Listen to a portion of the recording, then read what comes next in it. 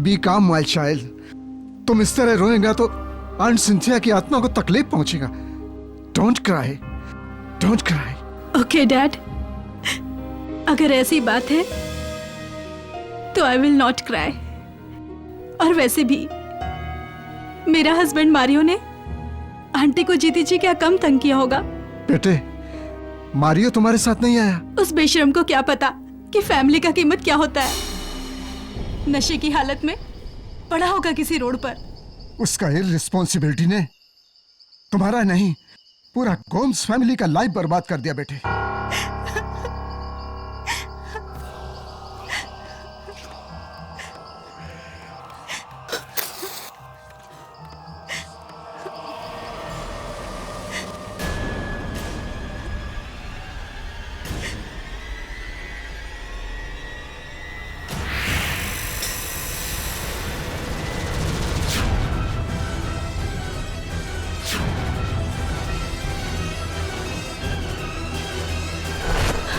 Dad, सी aunty का funeral तो 2 दिन पहले हुआ था ना। और ये टॉमस्टोन भी नया है। इस पे इतना बड़ा क्रैक, इस पे इतना बड़ा क्रैक कैसे आया?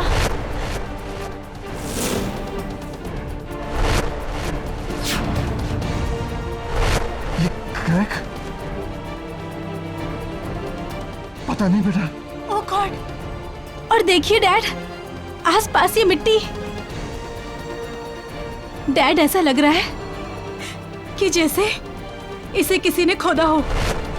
What are you saying, Flavia? ये सिंथिया का कब्र कौन खोदा? कुछ तो गड़बड़ है।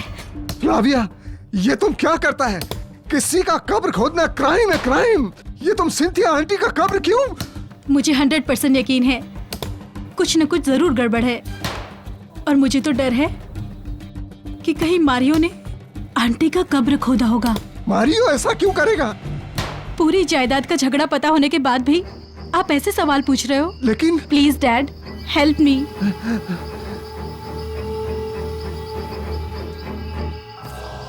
खोलिए उसे।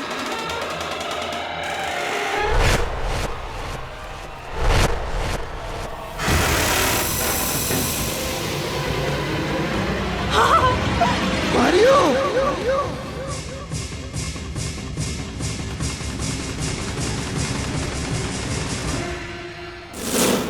डियर आंट सिंथिया, आपको आपकी ये नीज एमिली बहुत मिस करेगी। काश आप भी हमारे साथ होती।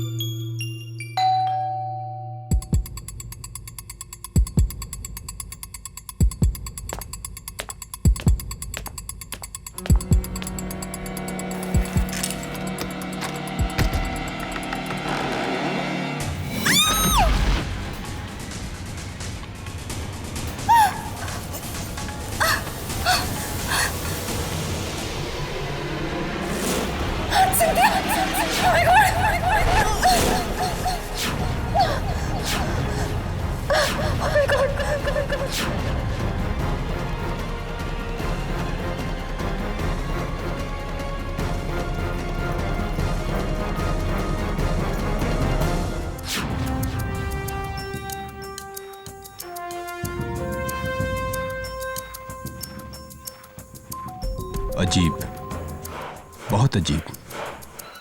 किसने मारा इसे इसका गला घोंटकर?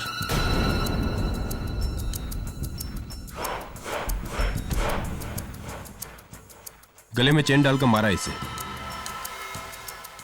ये देखो, इसके गले पे चेन की कड़ियों के निशान साफ दिखाई दे रहे हैं। साफ, ये चेन मिली बार कोने में।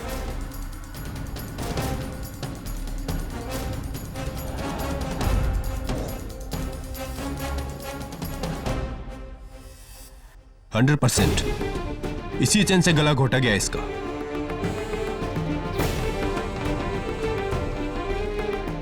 और रिचर्ड, मेरी भांजी एमिली का पति। बट इंस्पेक्टर, ये चेन रिचर्ड्स का नहीं है, एमिली का है। एमिली रहती कहाँ है? रिचर्ड, आंट सिंथिया की बॉडी हमारे घर पे, इतनी दूर उस ग्रेवयार्ड से। नहीं, मुझे नहीं पता कैसे। अब मैं क्या करूं?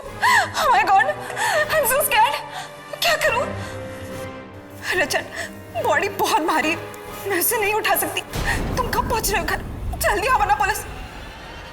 ओह माय गॉड, दरवाजा खुला है।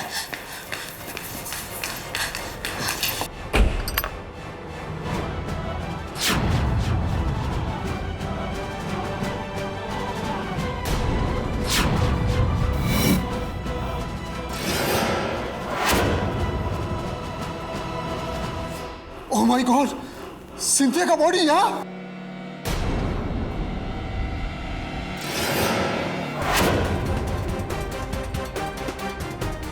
मुझे कुछ नहीं पता, मैंने कुछ नहीं किया है। ये सब मारियो की चाल है, उसी ने मुझे फंसाया है। मारियो मर चुका है। What? और उसे तुमने मारा है। You are under arrest Mrs Emily Francis. नहीं, मैंने कुछ नहीं किया, मैंने किसी को नहीं मारा, ये सब झूठ है। चलो। नहीं, मैंने कुछ नहीं किया, छोड़ दो मुझे। नहीं।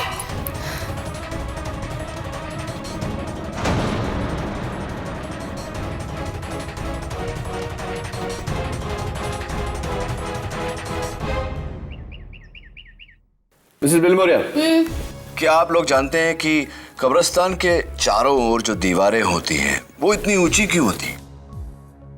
नहीं सर, क्यों? सिंपल, क्योंकि ये रिंगटोन तुमने लगाई है मेरे फोन पे। Yes sir. Bad ringtone. Hello, Richard Francis तुम्हारे पास अपनी बीवी का केस लेकर आएगा। उसका केस मत लेना, वरना पछताओगे। अच्छा, really? Thank you for the advice, लेकिन आप कौन? Hello hello, that's weird, like your ringtone, that's also weird, please change it. Yes sir. Sir, I'll get that.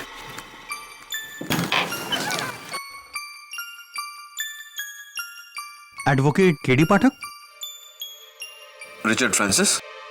आपको कैसे पता? मेरे जासूस चारों ओर फैले हुए हैं। Just joking. बताइए मिस्टर फ्रांसिस, आपका कौन सा केस है जो मुझे नहीं लेना चाहिए? रिचर्ड, मुझे बहुत डर लग रहा है। मुझे इस लॉकअप में अकेले मत छोड़ो। यहाँ आसपास सारे खूनी हैं,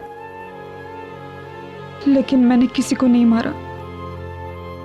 किसी को नहीं मारा मैंने, किसी का खून नहीं किया, किसी को नहीं मारा मैंने।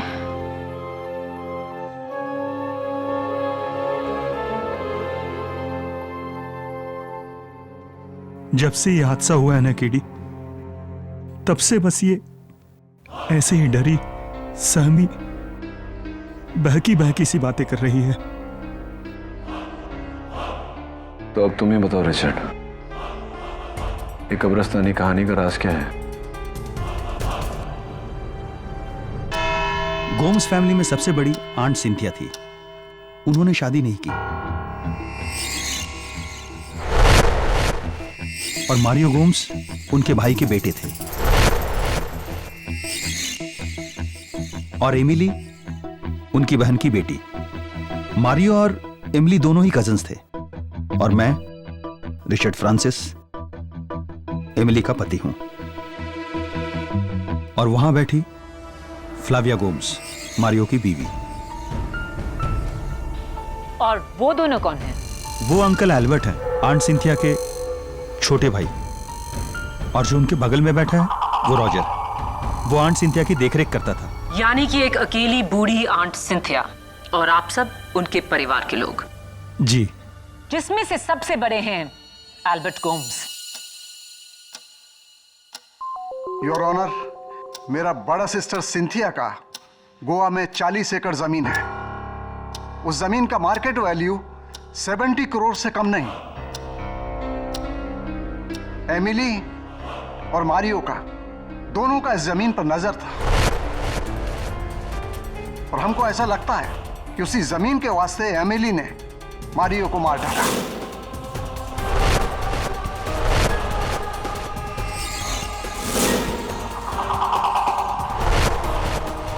मेरा भी यही शक है। योर ऑनर, 8 मार्च को सेंट मार्क्स कब्रिस्तान से जब पुलिस को सिंथिया गोम्स की कब्र से उनके भतीजे मारियो गोम्स की लाश मिली, तो उसके साथ एमिली की ये चेन भी मिली, जिससे मारियो गोम्स का गला घोटा गया था।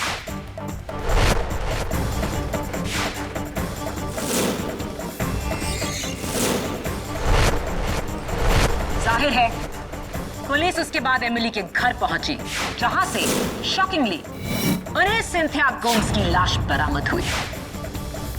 शॉक तो मैं आपकी बातों से हूं प्रोसिक्यूटर साहिबा।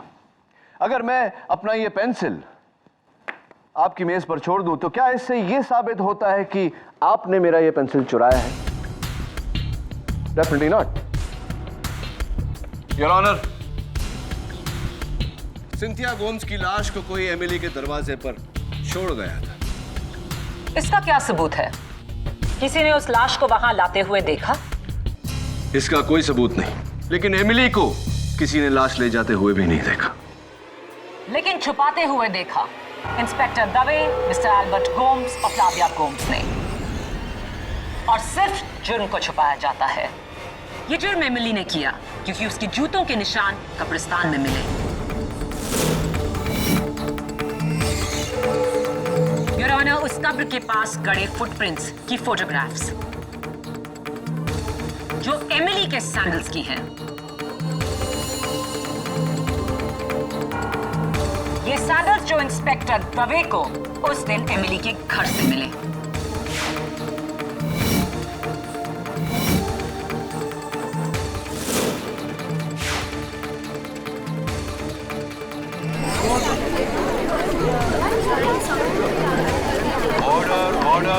और इन सैंडल्स पर जो मिट्टी है उसी कब्रिस्तान की है। ये तो क्लियर सबूत है कि एमिली वहां गई थी।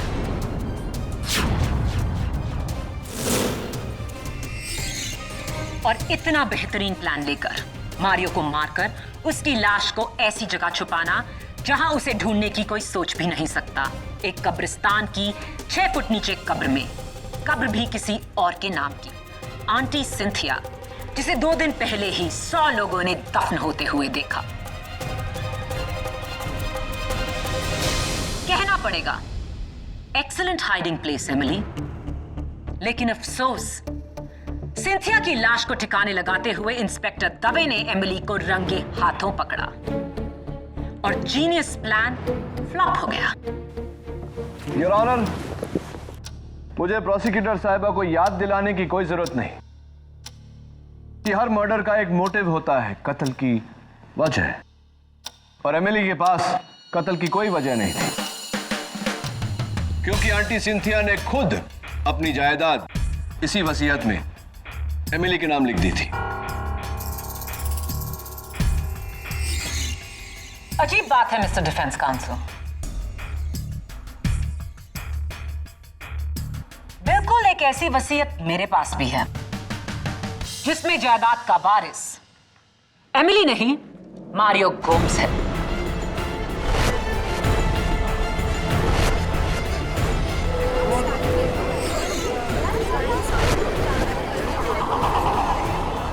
Order order.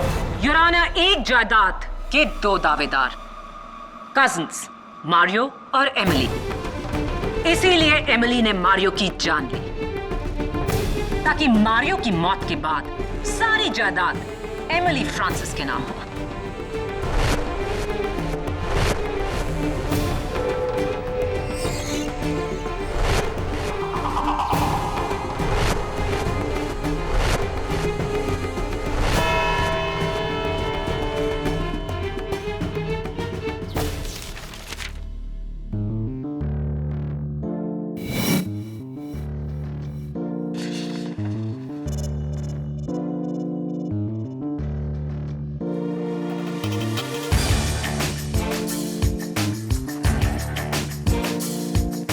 एक ही इंसान 2 अलग अलग वसीयत क्यों बनाएगा? मैटर वही, डेट भी सेम, सिर्फ नाम अलग। नेती, आंटी सिंथिया कहां तक पढ़ी थी? सर, रिपोर्ट के मुताबिक वो एक एमकॉम ऑनर्स थी। M.Com. फिर सिग्नेचर की जगह अंगूठा क्यों लगाया? स्ट्रेंज। May be not. नियति, पार्किंसंस डिजीज था उन्हें। वो क्या है? मिसेस बिलमोरिया, पार्किंसंस डिजीज, जहां मरीज के हाथ पांव हिलते हैं, ट्रेमर होते हैं, इसीलिए वो पेन उठाकर सीधा सिग्नेचर नहीं कर पाते, जिसके कारण आंटी सिंथिया ने अंगूठा लगाया था। Please change this ringtone. KD Pathak. KD Pathak, इस केस को छोड़ दो वरना पछताओगे। सुनिए मिस्टर धमकी वाले, मैं हेलो हेलो। वो इस धमकी वाला फोन? तुम ये कॉल ट्रेस क्यों नहीं कर सकते? अनट्रेसेबल नंबर है मिसेस बिलमोरिया। नेवर माइंड, वो उसका काम कर रहा है, हम अपना काम करेंगे।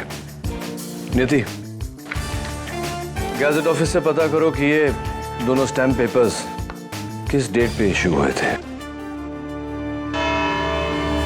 योर ऑनर, सिंथिया गोम्स की 2 वसीयत, दोनों पर सब्जेक्ट मैटर एक समान, डेट्स भी सेम, लेकिन इनमें से एक उनकी मौत के पहले बनाई गई थी और दूसरी उनकी मौत के बाद।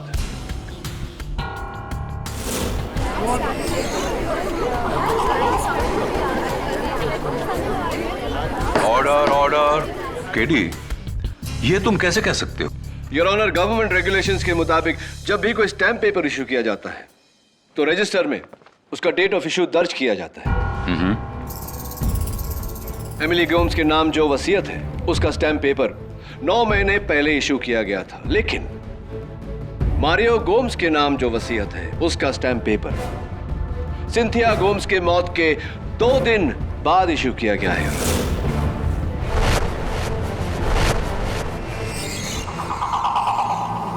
तो फिर इस पर सिंथिया गोम्स के अंगूठे का निशान कैसे आया मरने के बाद?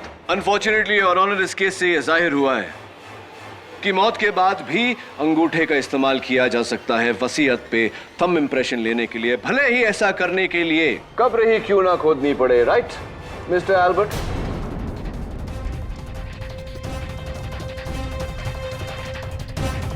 मिस्टर एल्बर्ट, ये कब्र खोदने का शवल आपका ही है या नहीं? इज इट योर्स और नॉट? जी जी, ये शवल मेरा ही है, लेकिन 2 महीने पहले रॉजर ने मुझसे बोरो किया था। योर ऑनर, मैं रॉजर को कटघरे में बुलाने की इजाजत चाहता हूं। इजाजत है। मिस्टर रॉजर परेरा, ये आपके हाथ को क्या हुआ? वो पिछले संडे मैं मोटरसाइकिल से गिर गया था तो फ्रैक्चर हो गया। फ्रैक्चर हो गया है? How painful, how sad. Anyway Roger, 10 साल तुमने आंटी सिंथिया की सेवा की। बड़े दुख की बात है कि उसके बावजूद उनकी जायदाद में से तुम्हारे नाम कुछ भी नहीं। वांदा नहीं साहब, मैडम सिंथिया ने मुझे बेटे की तरह रखा था। उन्होंने कभी मुझे नौकर समझा ही नहीं, और यही मेरे लिए काफी है। मुझे पैसे में कोई इंटरेस्ट नहीं है साहब। वाह क्या बात है, व्हाट अ नोबल थॉट। अगर दुनिया में हर इंसान तुम्हारी तरह होता तो दुनिया कितनी सुंदर होती, सोचो।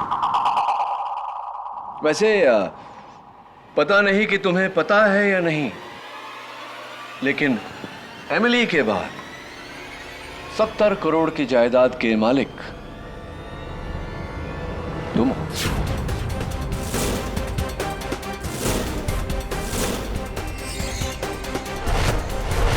यानी कि अगर एमिली को कुछ हो जाता है, फांसी हो जाती है या उम्र कैद भी हो जाती है, तो तुम सीधा डायरेक्ट नौकर से मालिक।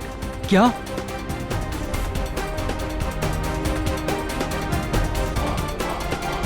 सिलेविया मैडम ने तो मुझसे झूठ बोला। उसने कहा कि मेरा नाम जायदाद में कहीं है ही नहीं। Really?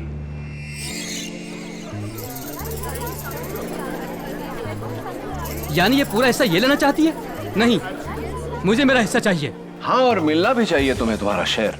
लेकिन उससे पहले मैं ये जानना चाहता हूँ कि कमेलियन क्या होता है, जानते हो तुम? गिरगिट जो रंग बदलता रहता है।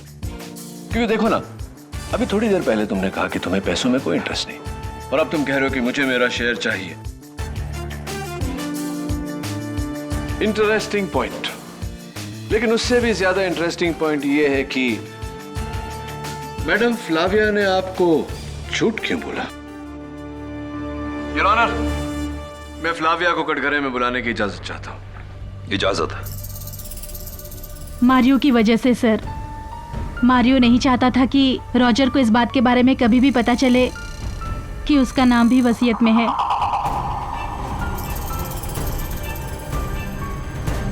मारियो ने मुझे धमकी दी थी कि ये बात मैं उसे कभी ना बताऊं।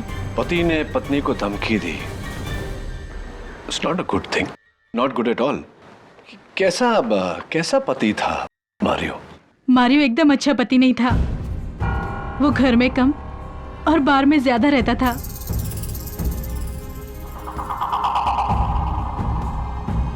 उसकी शराब पीने की गंदी आदत और उस पर सी अय्याशियां। मेरा लाइफ तो उसने एकदम जहन्नुम बना दिया था सर। शायद इसीलिए तुमने सोचा कि उसे जहन्नुम पहुंचा दो, है ना? Objection your honour. Sustained. Sorry your honour. Sorry Flavia, तुम्हारा दिल दुखाने का मतलब नहीं था मेरा। एनीवे, अगला सवाल।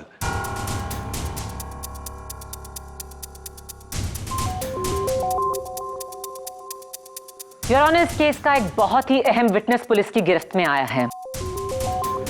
उस कब्रिस्तान का पहरेदार पीटर डिसूजा। मेरी आपसे दरख्वास्त है कि मैं उसे अदालत में पेश कर सकूं। Your honour, this is incorrect procedure. इस विटनेस के बारे में डिफेंस को बताया ही नहीं गया। पीटर की गिरफ्तारी 1 घंटे पहले हुई। मुझे भी अभी पता चला है your honour. KD, murder case में ऐसी अहम गवाही को रोका नहीं जा सकता। पीटर डिसूजा को पेश किया जाए।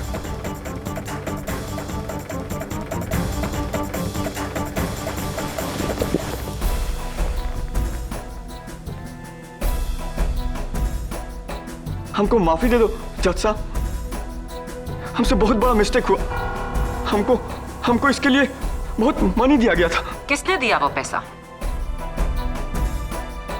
फेस नहीं देखा।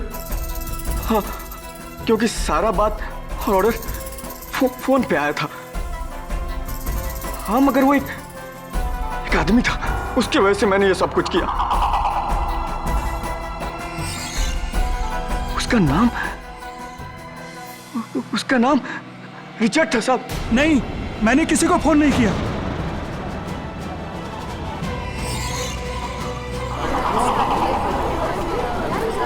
Order order. मिस्टर रिचर्ड, आप बैठ जाइए। मेरा शक सही निकला योर ऑनर। ये पूरी साजिश अकेली एमिली की नहीं थी। उसके पति रिचर्ड ने भी उसकी मदद की। एमिली और रिचर्ड फ्रांसिस ने मिलकर मारियो को मारा।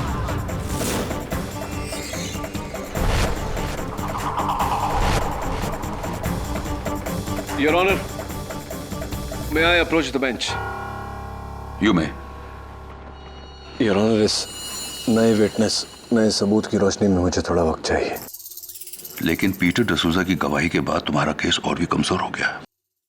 योर ऑनर, पीटर ने सिर्फ उसकी आवाज सुनी है, चेहरा नहीं देखा।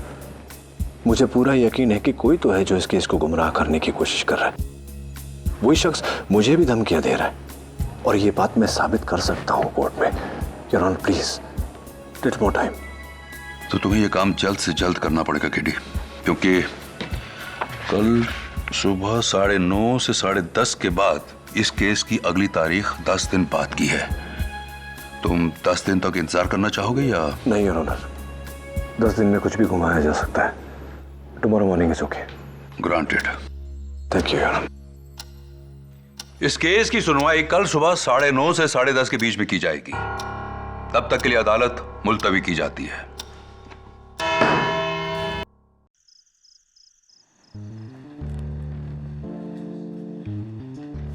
एल्बर्ट, रॉजर, फ्लेविया, रिचर्ड, ये चारों अभी भी शक के दायरे में। इन चारों में से कोई भी हो सकता है या फिर कोई और।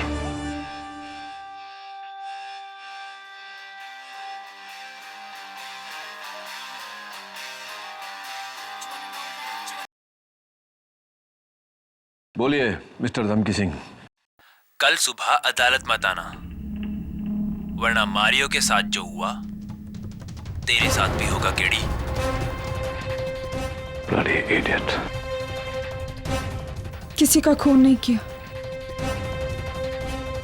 किसी को नहीं मारा मैंने। जी ये शवल मेरा ही है, लेकिन 2 महीने पहले रॉजर ने मुझसे बोरो किया। नहीं, मुझे मेरा हिस्सा चाहिए। मारियो एकदम अच्छा पति नहीं था। उसका नाम रिचर्ड था साहब। नहीं, मैंने किसी को फोन नहीं किया। मेरा शक सही निकला योर ऑनर। एमिली और रिचर्ड फ्रांसिस ने मिलकर मारियो को मारा।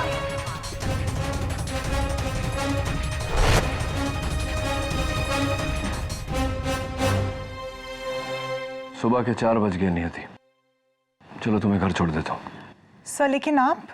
मुझे जाना है अभी St Mark's graveyard.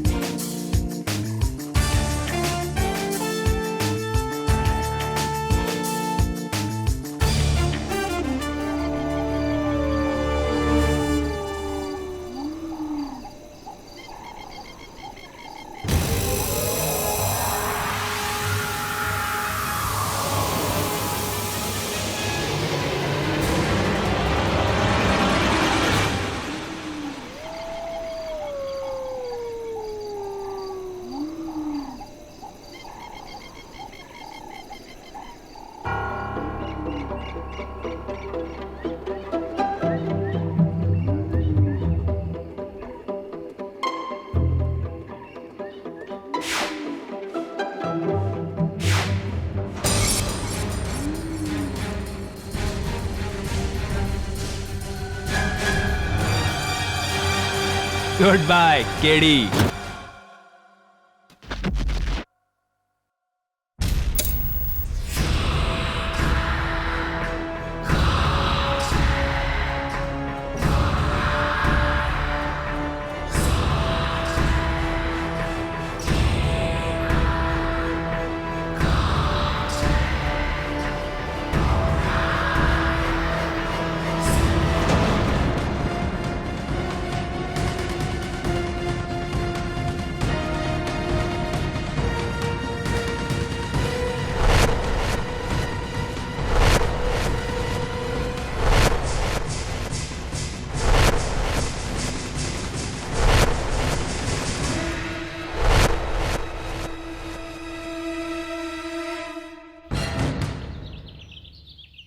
Hello Jhilmil ji, मैं नियति ऑफिस से बोल रही हूँ।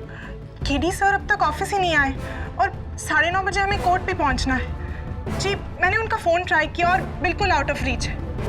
हाँ, सुबह के 4:30 बजे वो कब्रिस्तान गए थे। I mean I hope he is okay. I am worried.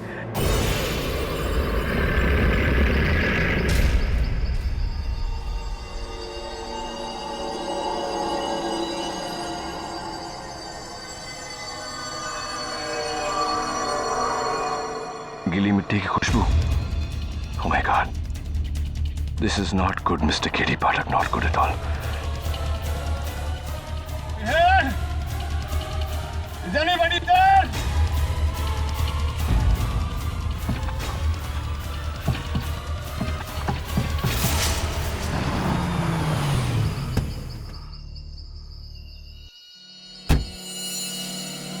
KD sir की गाड़ी।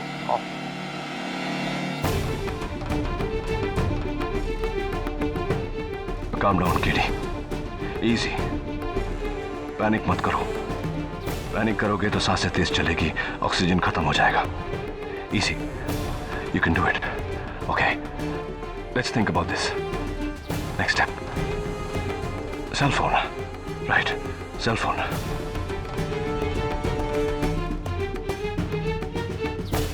जरूर सर अंदर हो गए। केडे, केडे, केडे। झिलमिल जी, यहाँ नहीं, कब्रिस्तान के अंदर। अरे नियति, एक जिंदा आदमी कब्रिस्तान में क्या करेगा? कहीं बाहर होगा। केडी! ठीक है, मैं अंदर जा रही हूँ।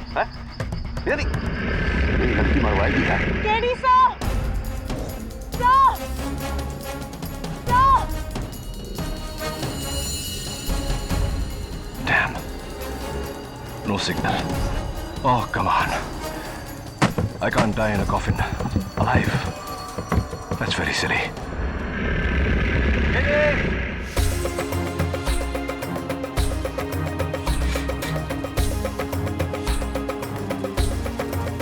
सिग्नल भी नहीं है। इसलिए तो सर का फोन आउट ऑफ रीच आ रहा था। केडी! KD sir!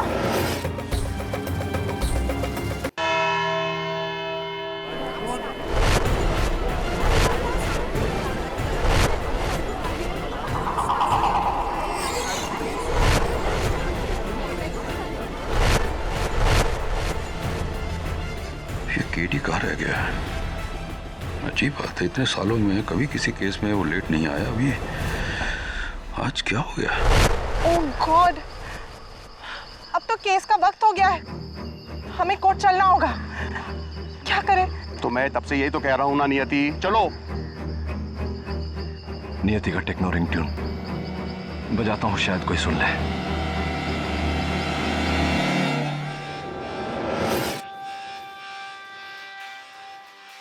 एक सेकंड। क्या हुआ? यहाँ से कुछ आवाज आ रही है, कोई इंग्लिश गाने की। गाने की? हाँ, हो सकता है ये किसी डीजे की कब्र होगी। अंदर भी बचा रहा होगा बेचारा। टेक्नो बीट्स, मेरा रिंगटोन। कान बज रहे हैं तुम्हारे कान।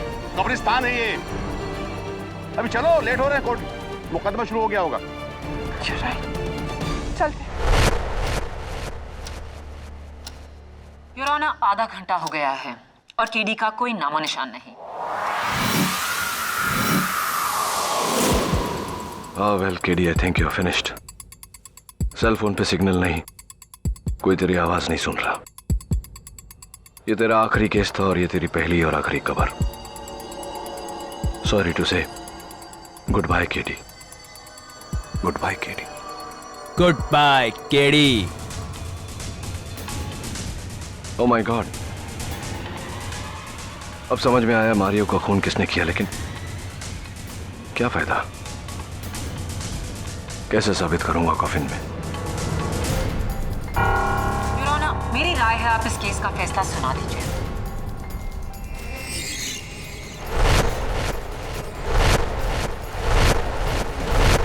नहीं माया, मैंने केडी को 1 घंटे की मोहलत दी थी। अभी भी आधा घंटा बाकी है। Let us wait. KD, you can't die so easily. इतनी आसानी से नहीं मर सकते तुम। सोचो सोचो कैसे बाहर निकलोगे। कार कीज, गाड़ी की चाबी, गाड़ी का सिक्योरिटी लॉक, शायद कोई देख ले। रेडियो सेंसर्स दीवारों से पास होते हैं।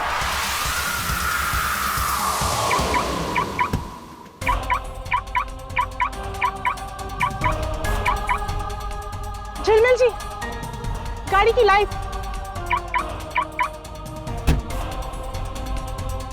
हाँ, मुझे लगा था कि केडी अंदर ही होगा और सो रहा होगा। केडी! KD sir! केडी!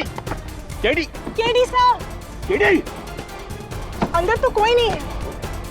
मैंने कहा था कि गाड़ी उसकी खराब हो गई होगी, गाड़ी यहीं छोड़ करके वो कोर्ट चला गया होगा। चलो। नहीं झिलमिल जी, आई एम श्योर ये कोई इशारा है हमारे लिए। केडी साहब हमें कांटेक्ट करने की कोशिश कर रहे हैं। I am sure. हो तुम पागल हो। चलो मेरे साथ चलो। देखिए, आप आए या नहीं आए, I am sure KD sir अंदर है। मैं अंदर जा रही हूँ। अरे यार, ये लड़की फिर मरवाएगी। नियति! नियति! अरे नियति! ओह, केडी सर! अरे क्या केडी केडी यार। थिंक नियति, थिंक। सर का रिंगटोन मैंने सुना था।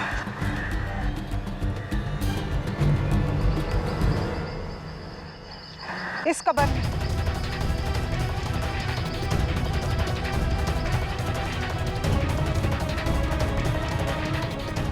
जिंदा? हाँ। नियति, तुम पागल हो गई क्या?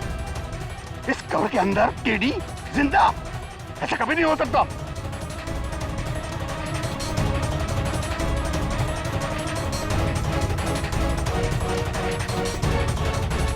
झिलमिल जी, ये देखिए, यहाँ की तारीख है 1991,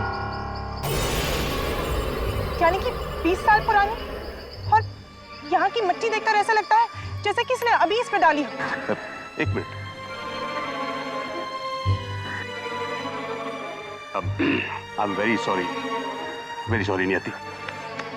क्या हुआ? नहीं, मुझे लगा था कि कुछ तुम में, लेकिन नहीं, इंटेलिजेंट, फैंटास्टिक। क्या तुमने ढूंढ निकाला है।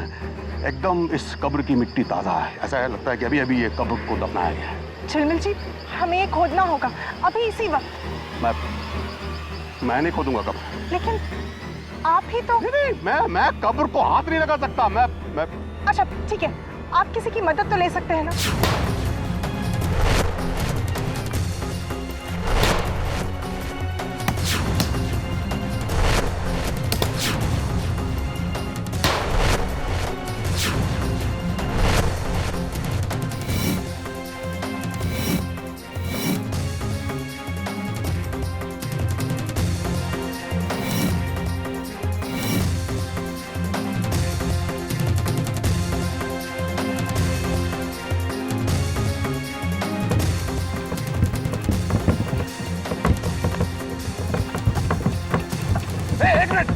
एक मिनट, कोई अंदर से ठोक रहा है। हाँ, चलो जल्दी खोलो। केडी सर, केडी सर, भाई उठा। केडी हो, कैसे? Are you okay? तू 4 घंटे लेट के देख अंदर। क्यों? फिर पूछ ओके? नहीं, एक दिन तो लेट नहीं है। चलो जल्दी, अदालत आराम से।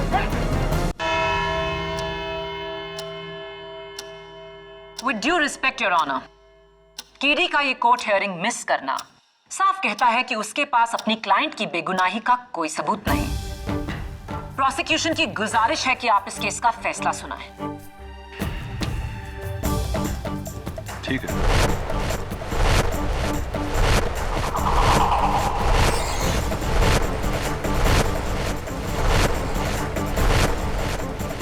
साढ़े 10 बजने वाले हैं और योर ऑनर, लेकिन अभी तक 10:30 बजे नहीं। केडी, ये कोई टाइम है अदालत पहुंचने का? I am extremely sorry your honour. Have you forgotten the decorum of the court? तुम्हारा ड्रेस कोड का है? मैं अदालत का वक्त जाया नहीं करना चाहता था, इसलिए इसी तरह आना पड़ा। What has happened to you? ये तुम्हारी ये हालत कैसे हुई है? दरअसल बात यह है कि अब तक मैं उसी कब्रिस्तान में 2 गज जमीन के नीचे गाड़ा गया था। क्या?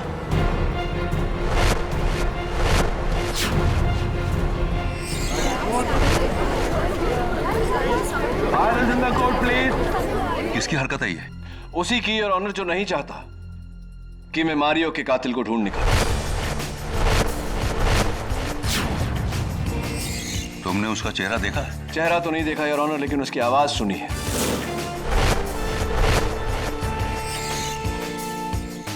कौन है? योर ऑनर, जब से ये केस शुरू हुआ है मुझे फोन पे धमकियां आ रही हैं। और आज कब्रिस्तान में जब मैंने वो आवाज सुनी, गुड बाय केडी, तो वही आवाज थी, लेकिन एक फर्क, उसमें एक टोन था जैसे कि फोन पर हमें सुनाई देती। यानी? इसका मतलब योर ऑनर कि कोई वॉइस चेंजर या वॉइस डिस्टॉर्टर से बात कर रहा है। एक ऐसी मशीन जो पतली आवाज को मोटी बनाती है। योर ऑनर, इस केस से जुड़े सभी लोगों में 2 ही लोग हैं जिनकी आवाज पतली है, एमिली और फ्लाविया। और चूंकि एमिली जेल में थी, जाहिर सी बात है कि यह आवाज फ्लाविया की है।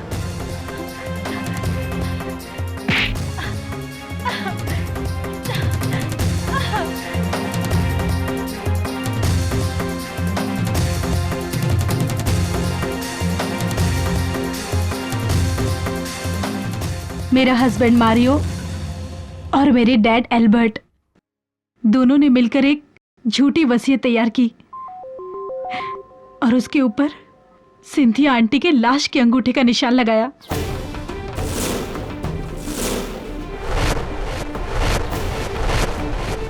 मारियो ऑस्ट्रेलिया सेटल होना चाहता था, पर मेरे साथ नहीं, उसकी गर्लफ्रेंड के साथ, वो भी मुझे धोखा देकर। इससे पहले कि वो मुझे धोखा देता, मैंने उसे धोखा दे दिया, उसकी जान लेकर।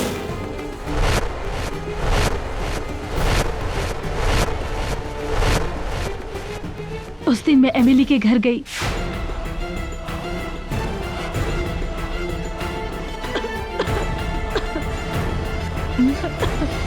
मैं अभी पानी लाती हूँ। वहां से उसके जूते और चेन चुराया और उसी चेन से मैंने अपने पति का मर्डर कर दिया।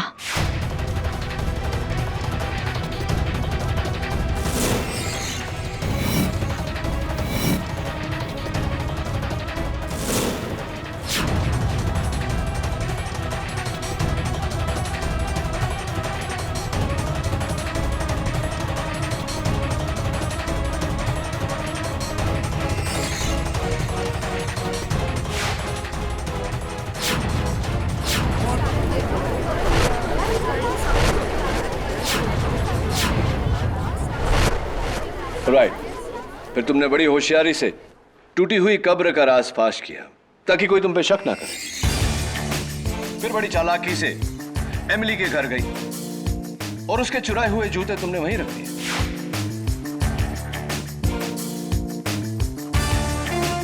ताकि दवे को इन्वेस्टिगेशन के दौरान वो वहां से बरामद हो।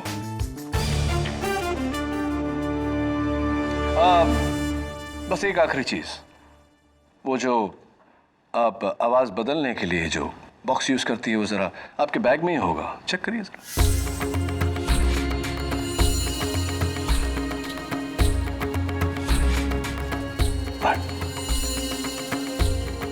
इस वॉइस चेंजर के जरिए मैंने कब्रिस्तान के कब्र खोदने वालों को रिश्वत दी और उन्होंने मेरे ही कहने पर मारियो की लाश वहीं पर दफन कर दी और आंटी सिंथिया की लाश एमिली के घर छोड़ दी।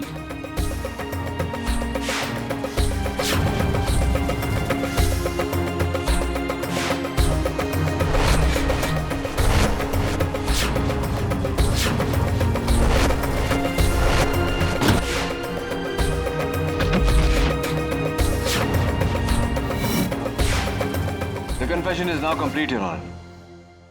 फ्लावियो गोम्स के इकबाल जुर्म के बाद अदालत उन्हें फौरन हिरासत में लेने का हुक्म देती है। नहीं, नहीं, मैंने कुछ गलत नहीं किया है, मैंने कुछ गलत नहीं किया है, छोड़ो मुझे। और इस केस से जुड़े एल्बर्ट गोम्स पर अदालत अलग से मुकदमा चलाने का हुक्म देती है। और एमिली फ्रांसिस, इन्हें अदालत मारियो गोम्स के कत्ल के इल्जाम से बाइज्जत बरी करती है।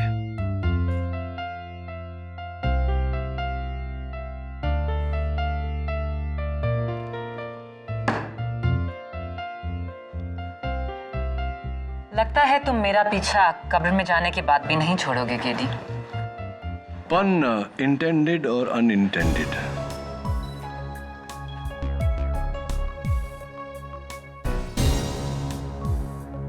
कांग्रेचुलेशन। अब सॉरी हाथ नहीं मिला सकता, हाथ जरा काले हो गए, लेकिन अच्छा है मुंह काला होते होते बच गया। Thank you so much. All the best to both of you. Well done sir.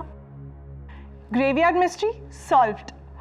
अब उस ग्रेवयार्ड रिडल का भी जवाब दे दीजिए ना प्लीज। नियति, पहले मुझे बहुत फनी लगता था, लेकिन खुद कब्र में जाने के बाद I don't find it funny anymore. अब सर प्लीज, मुझे जानना है, आई एम वेरी क्यूरियस। जानो ना सर नहीं, प्लीज बताइए ना, क्यों कब्रिस्तान के चारों ओर ऐसी ऊंची ऊंची दीवारें होती हैं? Why? Okay, if you insist. कब्रिस्तान के चारों ओर ऊंची दीवारें होती है क्योंकि लोग अंदर घुसने को मरते हैं। See, I told you it's not funny anymore. Am I right or am I right?